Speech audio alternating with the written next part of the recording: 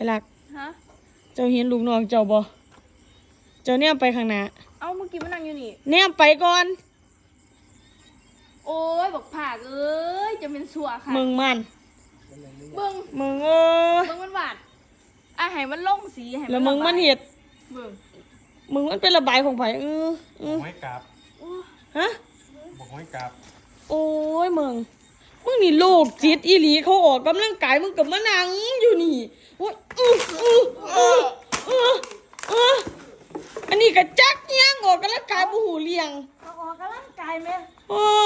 ยหลายรอบแล้วไอ้นี่ออกส่วนล่างบ่ต้องออกไปจอยแล้วพุ่นโอ้ยแต่ละคนโคตรบ่สุดมันไปนั่นมันยังตามไปแนมอยู่โอ้ยไอ้หันหน้าไปทางหุ่นมั้ยโอ้ยเพื่อมันสิดีขึ้นมึงย่างไอ้ลากตบ